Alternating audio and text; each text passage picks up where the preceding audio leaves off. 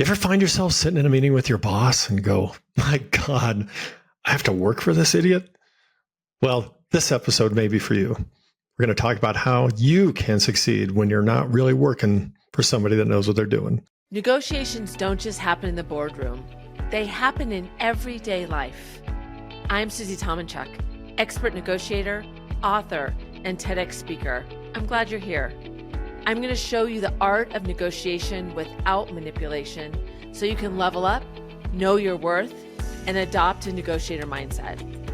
Let's go. Hey, welcome. I'm so glad that you made the choice to be here today because I have my good friend James. So the topic I want to talk about today is if you don't respect your boss. Yes. And it's such a meaty one. I knew I had to bring you in on it. And it's funny because I have had a couple people come to me with this challenge. And one of them said, I used to report to my boss's boss and I get more from them. I have more respect for them. And I don't really respect my boss. What do I do? Mm-hmm. And then just another one was, I don't get anything from my boss and I don't respect them. And it's hard to show up every day. Yep. What do you think?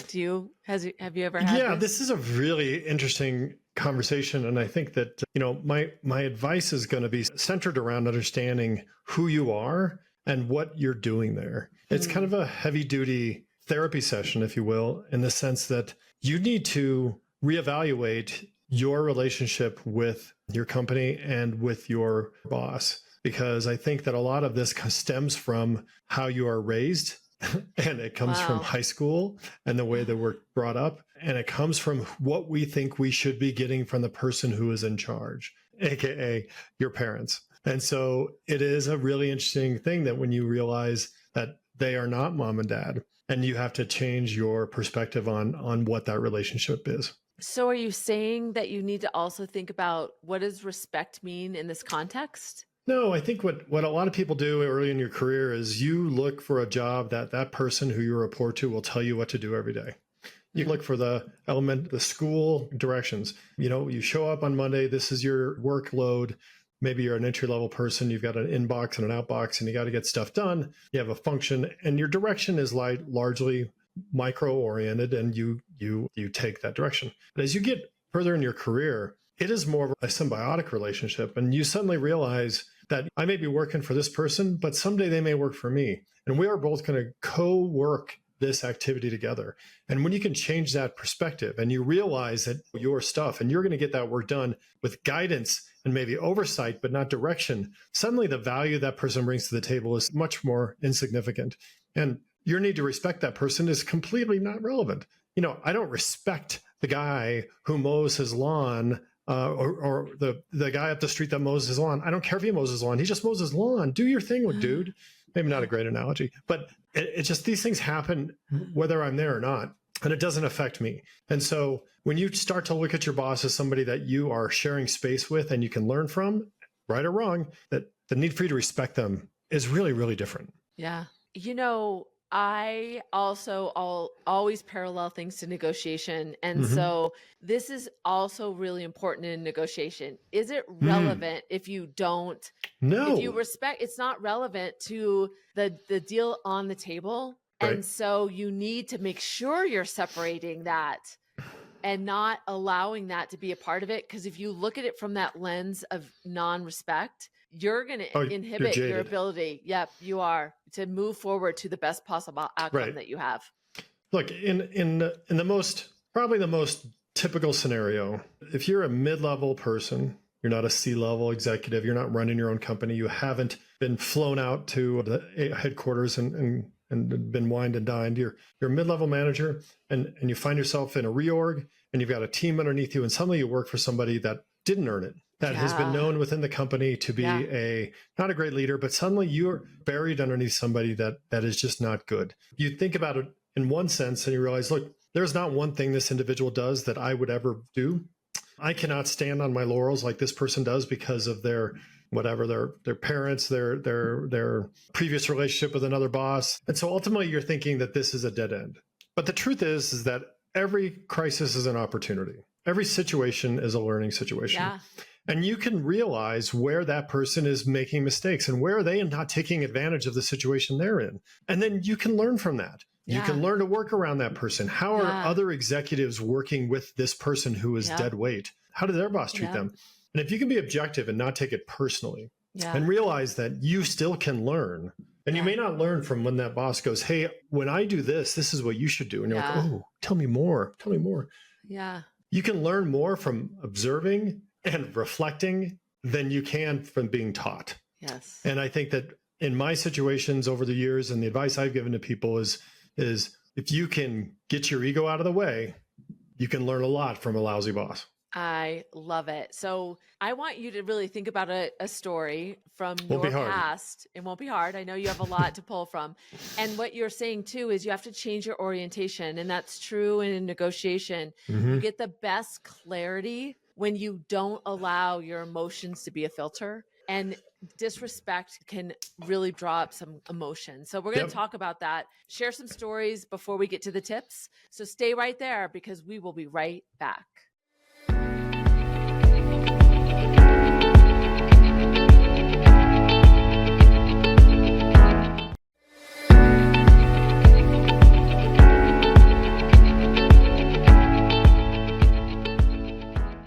Okay, so we're back. James, tell me, what story did you draw up around having a lack of respect for your boss? What happened? You know, it's funny. This is a little bit of a kind of a dream within a dream story where I was working for an organization that was responsible to provide functionality and services to a very, very powerful and very influential group within a larger firm. And so the stakeholders of our program were big players. They're respected. They're on TV a lot. They speak for the company and in many cases make more money than senior leadership because of the role that they play. My boss was assigned to directly interface with that leadership and other key stakeholders. The program itself was a challenging one. It was a project that had a lot of competing interests, and the decision we made to go in a certain direction was not widely supported. And so as such, those key stakeholders were not playing nice. Yeah. And unfortunately, my boss his response to that was to ignore them. Oh. And so what he started to do, due to his frustration and his ego, was to not engage with those stakeholders and disregard their inputs and go and drive the program in a direction. From my point of view, and maybe some others, that was suicide. Clearly, those stakeholders were too big and too powerful and too important to disregard. But my boss felt like that was the right approach for various reasons. And I can't speak as to why that was. And it was at that point I realized that while I had hoped to witness and learn from how somebody as seasoned as this individual was going to deal with people who were extremely influential, who in casual conversation, when they said, the president of the company told me this or said this, it's not because he saw it on TV, it's because he said it to him in person. And so to disregard them there was no positive outcome. So we had to look at that situation and address it. Now, I think for me, while I could talk about how we solved it and the ways that you deal with that, but I think the more important thing is that the objectivity in the moment when you realize, okay, I'm going to learn a lot from this by not doing that. Yeah. So imagine yourself in this situation in the future, or I'm in his situation. How would I be handling this?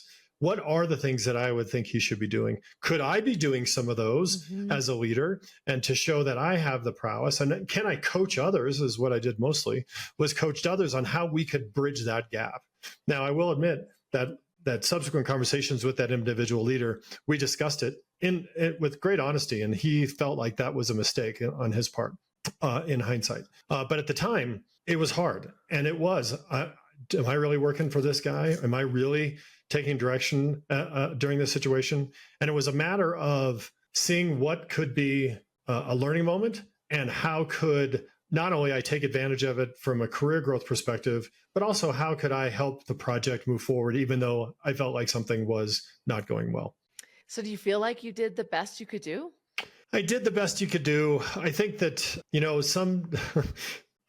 for the project, there's some bells you can't unring. I think the program was handicapped significantly by it. But I do think from my perspective, it was fascinating to watch a very seasoned individual allow his ego to get in the way and to not take advantage of a program that gave him front row seats to the leadership team of a very large organization.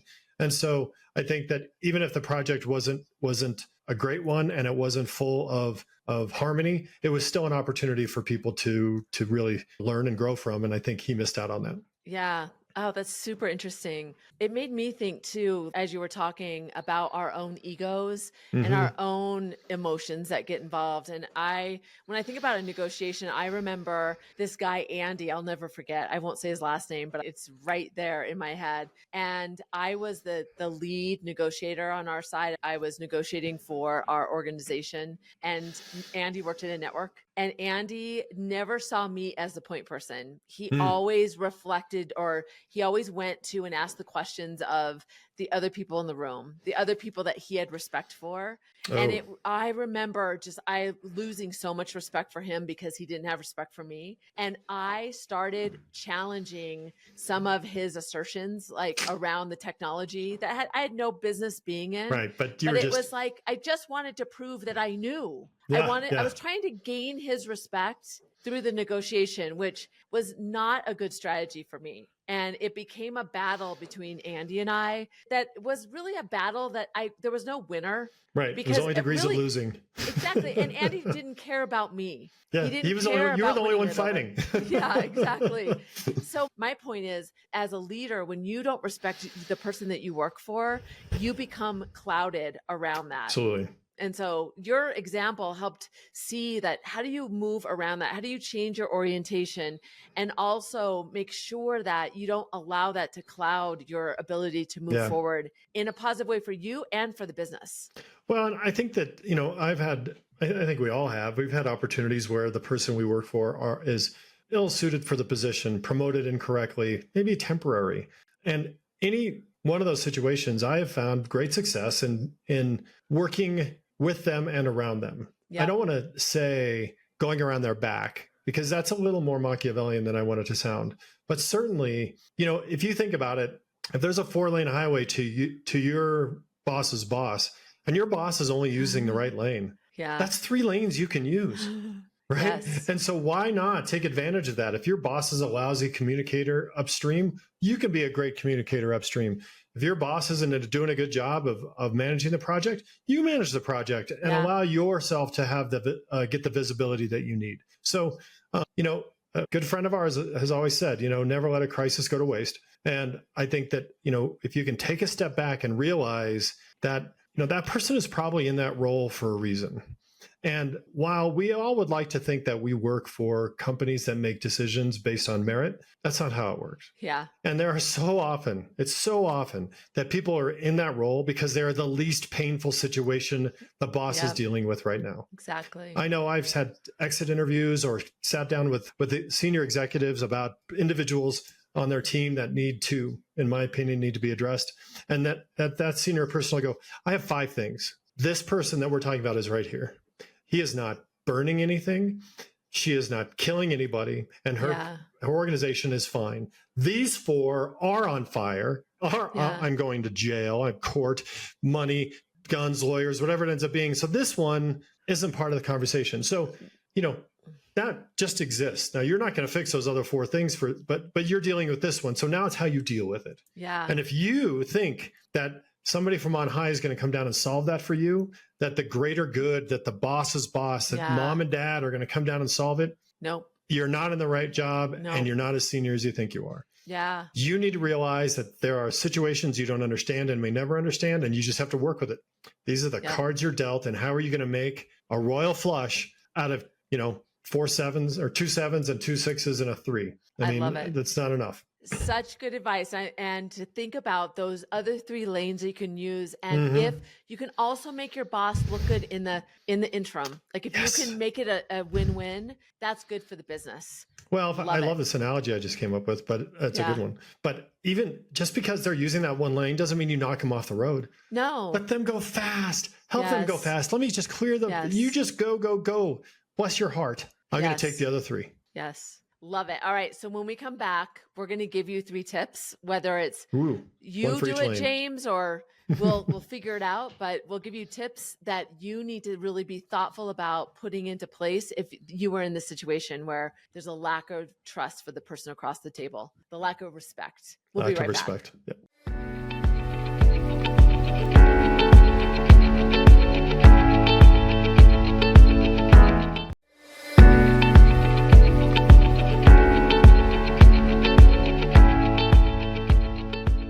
James, I can't wait to hear your tips. I'm going to totally put you on the spot. So tell me, what are your tips for people who are facing a boss that they don't have respect for? Yeah, I think that I'm going to take it one up notch, a smidge more. What do you do when you don't respect the leadership team? Yeah. Right. Or And it can be, the person you're negotiating with, either one. or the person you're negotiating with, Yes. or the team you're negotiating with. Yes. Right. I mean, it's really hard.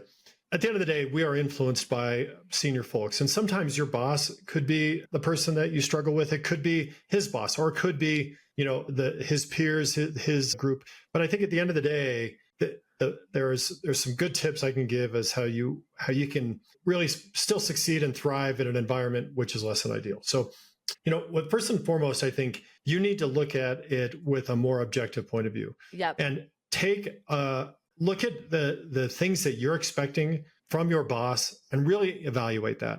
And do you have a parochial approach as to what the leadership, that boss and junior, or boss and give me a word here, boss and colleague, direct report, direct what that report, relationship yes. looks like? Team member. Yeah. The team member, but you report to this guy or gal and she is your boss, and that relationship, you should understand that and look at it from less of a binary point of view, but more of a, how does that relationship going to work? That ultimately, when you get to a role that your direct boss can't do your job, they're not replacing you, they're not you're better at your job than you are, then it's a very different animal. So the first piece of advice is, take a look at your relationship, look in the mirror, and really question whether or not you're looking at that type of relationship correctly. So the first one is to look inward. Okay. That's number one. The second one is, I think, very truly, you need to understand that everybody look at this as an opportunity and not a crisis, right? Yeah. When you discover or determine that your boss is not great, or you've been moved under this other person, realize that, there are some downsides. This person may not be like your previous boss who really supported you, et cetera, but there is opportunity in crisis. And again, an objective point of view can help you understand that where you can be successful in this kind of situation. I love it. All right. What's the third one? And I think the third one too is always try to make your boss look better. I think this goes without saying, but I think it's so important that from the outside, you can either be somebody who understands the problem and is trying to solve it, or a petulant child who's trying to undermine your boss. And the people that are looking at this from the bigger picture, the people who are ultimately going to address the situation, or that you ultimately will work with, they will see it for what it is. So you can choose to win the battle, or you can choose to win the war. And you want to win the war. Undermining your under-talented, under-skilled boss will maybe win the battle, but the war is really becoming their boss, or moving them on, or you getting promoted beyond the situation. So you want to focus on the big picture. Yeah. And so that's the best possible outcome for the business, for your team, for you, for the negotiation. It's all of those things. So the tips are objectivity. Like, how do you get objective? How do you look at it as a challenge is number 2, so that you can look at it. And then how do you make them look good was the third one. How do you do that? And what I love about this is you need to zoom out and figure out how you're going to do this, but this is not a one and done. You don't just click something in you that you're going to show up differently. You're still going to look at that person and go, oh, this is so hard for me to do. They annoy me. I'm so much better than them. Like, these things are going to get in your way. Yep. So you have to come back to these tips and on go, a daily basis. Yep, Absolutely. I have to reorient myself until it becomes a habit around this, so you can look at it differently. And what I love about these tips too is it helps you as you go up as an executive. These are things that you're going to have to face. Yes. Regularly. All the time. Yeah. The more senior you get, the more you realize everybody's an idiot, and that nobody is, at the end of the day, we all want to work for the perfect boss. We all want to work for a genius. We all want to have that leadership team, the CEO, the board of directors to be, the top-notch people. But the truth is that they aren't. And so you have to learn to deal with that. Yeah. And it's so good too for negotiation, because if the first time we can identify that the personality on the other side of the table is somebody that we don't need to be friends with, but we need to make sure that we do what we need in those moments to show up in a way that gets us to the best possible outcome. Right. And I think in a negotiation, you win so many more dividends, whether it's whatever you're negotiating, when you make the other side look good too.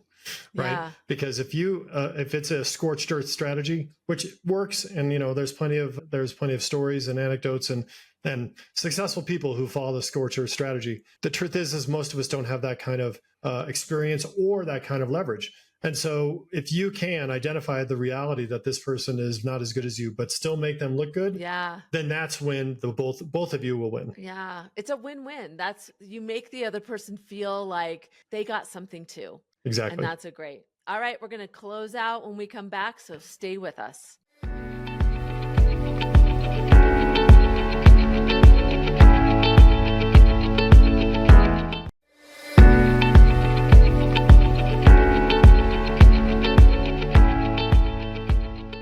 Okay, James. So at the end, I'm an executive coach, as you know, and I can talk about— I've read your book. It was a good book. Yeah, thank you. Read that book. Highly recommend it. Read the forward. Oh, I should. I will. Yeah. I'll take a look at that. Yeah. I bet you it's really great. Right. So I always want to challenge people. It's one thing to talk about these concepts and listen to them and just go, oh, that's good advice. How are you going to put it into action? How are you going to make it real for you? So what are you going to do differently, James? What are you going to do after listening to your own advice tomorrow? Look, I think the thing, to be clear, this is advice that I've given lots of people. I think it's advice that I followed. And I think when you're in a situation like this, your mental health is the first and foremost thing that's being challenged. You are dreading to get out of bed every day. You are feeling like you are going nowhere. You have this huge weight. It is a giant, wet, stinky blanket that's been left in the washer for too long. And your next steps need to be to address that. You need to get out of your own head. You need to make this less about your ego, less about your career, and create some objectivity. Because until you can be objective about the situation, you cannot take action. My 3 points are interesting.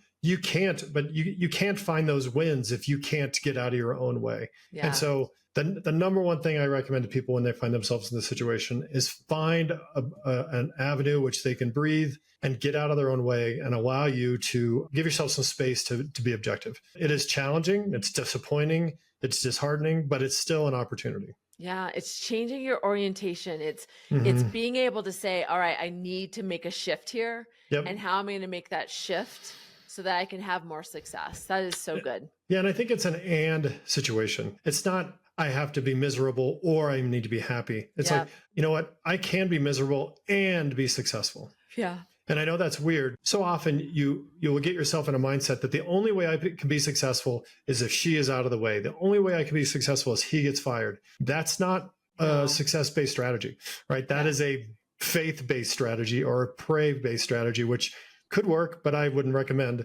And I think at the end of the day, if you just accept the fact that you have to get yourself in a place where you can take action and be and do things that are positive, then you can be a lot more successful. Yeah. And just like in a negotiation, it's not, how do I make them lose? I want to make sure they suffer. I want to give them the raw end of the deal. That is not the goal. The goal is to make everybody feel satisfied. Yeah. Right. Awesome. Well, I appreciate that you were here today, James. You gave us some great Oh my gosh, I love it so much. It's so great to be on your show. Always fun to chat. Yes. And we appreciate you for listening to this. And if you know somebody that needs to hear this, share this with them as well. And always remember, James, that negotiation is more than a skill. It is a mindset. Until next time. Take care.